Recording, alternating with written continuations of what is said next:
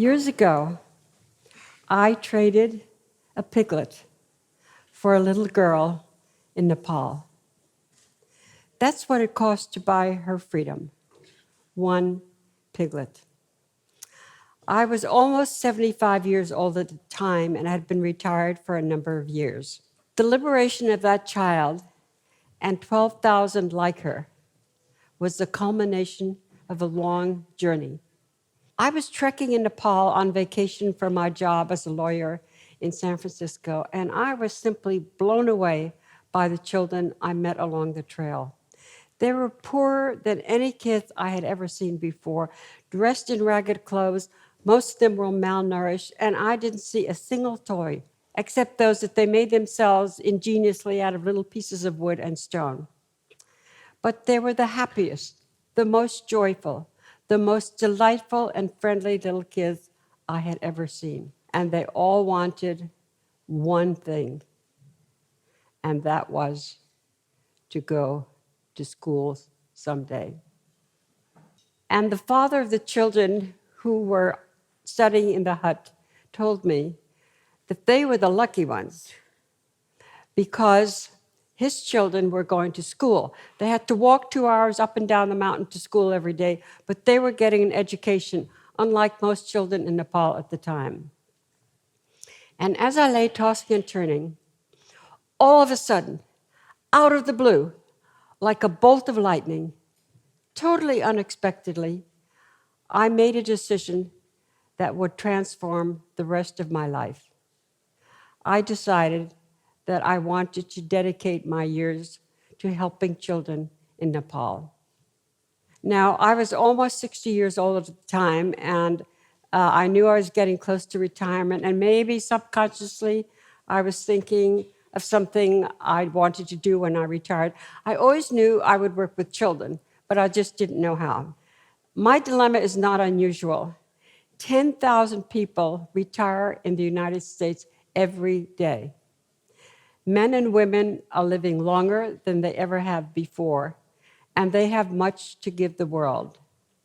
Some of us who are retiring will want to spend more time with our grandchildren or travel or pursue hobbies. But whatever you decide to do, your life will be immeasurably enriched if you give of your time, your talent, and your heart to helping others. Now, take my friend Ruth Maguire. She retired many years ago, but she continues to advocate for the causes that she has supported all her life.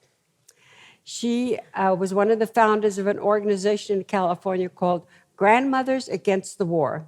They oppose all wars, but particularly the war in Iraq, which was raging at the time the organization was formed. And these elderly women thought of many ways to get their message to the government. One of their favorite tactics was to go to a government building and do die-ins, pretend that there were soldiers dead, killed in Iraq. They would lie down on the sidewalk, their arms outstretched, their eyes closed tight, and stop people from entering or leaving the building. And they would not move. I can tell you that the police in San Francisco were terrified of these women. The last thing they wanted to do was arrest a bunch of sweet old grandmothers who were protesting an unjust war. And my friend Ruth is still at it. You can find her on Thursdays giving out anti-war pamphlets in a main plaza in San Francisco. So my journey was a little bit different, but equally rewarding. I returned from Nepal and thought about the promise I had made to myself on that mountain. The children of Nepal had wormed their way into my heart. And I was so troubled by all the lavishness and the waste I saw everywhere around me. I knew that for the price of dinner with friends in San Francisco, I could save a child's life in Nepal. And the more I thought about it, the more I realized that I wanted to follow my dream. I returned to Nepal the following year and visited an orphanage for boys. The American volunteer who worked there told me that those kids would have to leave the orphanage at 16 when they finished 10th grade, and that since they didn't have family or contacts on the outside, their prospects for a good life were dim unless they could go to college. That afternoon, I gave college scholarships to 4 boys from the orphanage at a total cost of $1,200.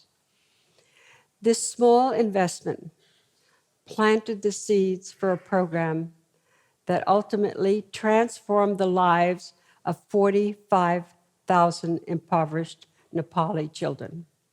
I returned to Nepal year after year, and by 1990, I realized that my heart was no longer in the law. I retired and formed the Nepal Youth Foundation. In the last 25 years, our foundation has educated tens of thousands of Nepali children. It has restored to health 16,000 malnourished children in the little hospitals we built all around the country for that purpose.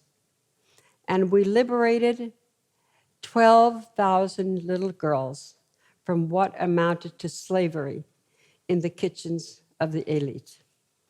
So here's where the piglets come in. In 1999, late in the year, I learned about a practice that really shocked me. It is called kamlari. In the Taru ethnic community in southwest Nepal, parents routinely sold their daughters to labor contractors who would come to the villages and towns in the area. And he would place them as household servants all around the country. These children were 7, 8, 9, 10 years old, some only 6. They'd never been away from home before, never been away from their families, and they were frightened to death at the idea of leaving. Their parents were, their fathers were subsistence farmers and mostly illiterate. They didn't know where their daughters were going or when they would see them again. They got $50, $60, $70 from the labor contractor for a year of the girls' labor, and sometimes a few bags of rice. The labor contractor assured the fathers that the families these girls lived with would take excellent care of them and send them to school. In fact, they were routinely abused physically, psychologically, and some sexually. They slept under the stairs or on the kitchen floor. They ate leftovers, and many worked 14 or 16 hours a day, scrubbing floors, washing dishes, and doing household chores. Very few of them ever went to school. Really, I thought to myself, can this be happening as we're entering the 21st century? How can that be? I talked it over with some of our employees at the Nepal Youth Foundation, and we decided that we would try to do what we could to end this inhumane practice. A few days later, 2 of our staff members took the 14-hour bus ride to the Dang district in southwest Nepal, an area where thousands and thousands and thousands of girls had been sold away. So they went around to the villages and talked to the families. At the end of a few days, we made a deal. We told the families, if you will bring your daughters home, we will give you a baby piglet, and you can raise that piglet on kitchen scraps, and at the end of the year, you can sell her for as much or more than you got for your daughter's labor. 1 piglet for 1 girl. In the meantime, we started a very energetic awareness campaign to turn the Taru community against the practice. Our best allies in this were the returned girls themselves. We trained them in the principles of advocacy, and they became fierce, vehement opponents of the kamlari practice. They spoke to the parents in the villages, urging them to bring their daughters home and not to send them away in the first place. And they organized tremendous marches, thousands of girls marching through the towns and villages in mid-January at the time the labor contractors came to visit. And sometimes I joined them. Sometimes I'd get carried away. As you see from this picture, I'm shouting, "Save your daughters from slavery, bring them home, put them in school." So by 2013, we had rescued more than 12,000 children, brought them home to live with their families, and placed them in school or vocational training. The government of Nepal finally, after more than a decade, bowed to the pressure and expressly outlawed the Kamlari practice. So it took 13 years, but we did it. Now, the girls who have returned, who were liberated, have formed their own NGO. It is very powerful. It has thousands of members, and they are going to take over the program for us very soon. I cannot tell you how good it feels to know that never again will a Taru child have to spend her childhood as a kitchen slave, nor will her daughter, her granddaughter, or her great-granddaughter. Now, you don't have to go halfway across the world to find your calling or even to retire.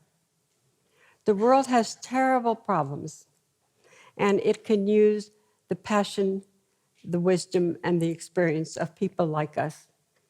The opportunity to help others are endless. You can volunteer at a community center, or you can tutor disadvantaged children, or work at an animal shelter, or feed the homeless, or work as a docent at a museum. There is no better way to enrich your own life. There are studies that show that those who help others are healthier, physically, psychologically, and much happier. There is something called the helper's high, this feeling of elation and accomplishment when you know that you have improved somebody's life. I know this very well from my own experience. The last 30 years of my life, since I have been working with the wonderful children of Nepal, have been by far the happiest.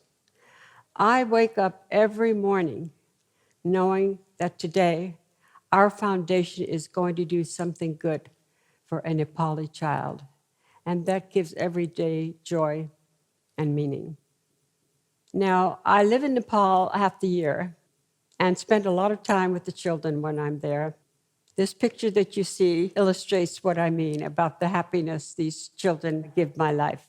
When we first began our foundation, we adopted a motto: out of the mud grows the lotus.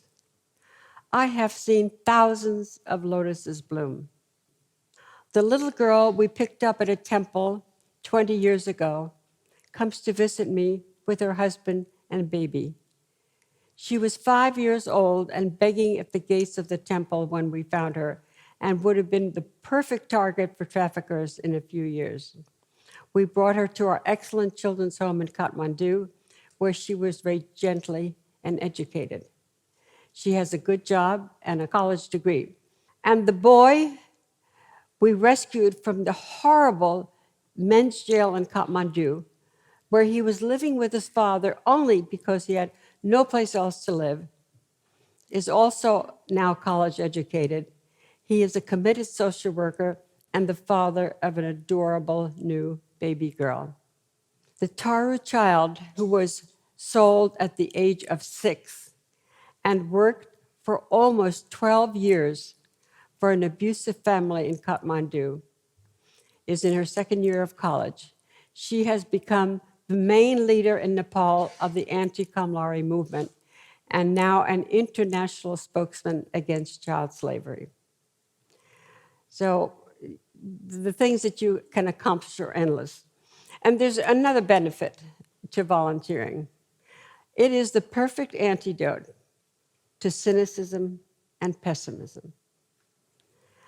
In this world that's filled with terrorism and ethnic cleansing and devastating poverty, it lifts my heart and affirms my faith in humanity to see children who were born into lives of desperate poverty become useful, educated, contributing members of society because they were given the simple tools to thrive. Now, my friend Ruth, she's the one who started Grandmothers Against the War, said something I liked recently. At her 90th birthday party, she told her friends, I didn't do anything great in my life. I wasn't an inspired teacher. I wasn't a great poet. I didn't compose beautiful music.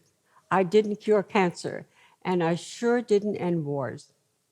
But I participated in the issues and struggles of my time, and that has given my life purpose and meaning. And so, what gives your life purpose and meaning? What keeps you awake at night? What inspires you? What excites you? What moves you to tears? For me, it was the realization that night 30 years ago that I wanted to help children in Nepal. Find that place inside yourself. Give to it with your whole heart. And I promise you, you will get far more than you give. Just imagine that you're 90 years old and you're standing up here talking about your life and thinking about your past, the ups and the downs, the good and the bad, the highs and the lows, the triumphs and the tragedies, and the things that you did that gave you the most satisfaction and filled you with pride. I assure you, it won't be that fancy sports car you bought when you were young, or the closet full of designer clothes, or all those electronic gadgets you bought and mastered. The memories that will fill your heart will be centered on the things you did while you were on this earth to improve the lives of others. That, my friends, is the secret to a happy life.